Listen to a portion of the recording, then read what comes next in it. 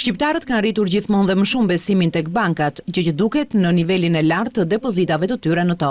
Kështu shkalla e përqendrimit të depozitave të sistemit bankar vlerësohet të jetë e lartë, ku 5 bankat më të mëdha në vend zënë rreth 74% të totalit të depozitave në fund të vitit 2010. Ndërkohë, në Shqipëri ushtrojnë aktivitetin e tyre 16 banka të nivelit të dytë. Gjatë këtij viti depozitat u rritën me 122 miliard lek në krahasim me një vit më parë. Në fund të dhjetorit 2010, totali i depozitave arriti nivelin prej 816.7 miliard lekësh. Kjo dëshmon se kursimet e shqiptarëve janë të konsiderueshme, duke justifikuar në këtë mënyrë edhe deklaratatat e guvernatorit të Bankës së Shqipërisë Ardian Fullani për të shtuar shpenzimet në kushtet e rënies përgjithshme të konsumit. Sipas të dhënave të raportit të mbikëqyrjes së Bankës së Shqipërisë në të gjithë sistemin bankar, shuma e totalit të depozitave të 20 depozituesve më të mëdhenj të secilës bankë zë 10.6% të totalit të depozitave. Ky nivel është përmirësuar me 1.6 pikë përqindje krahasuar me dhjetorin 2009. Përsa i përket përbërjes sipas monedhave, gjatë vitit të shkuar pjesën më të madhe e zën depozitat në monedhën vendase,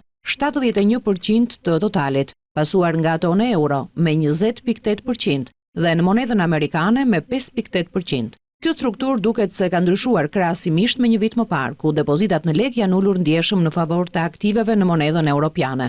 Depozitat e klientëve u tërhoqën dhe nuk u regjistruan më, veçanërisht gjatë 3 mujorit të fundit të vitit 2008, kur ishte edhe kriza botërore.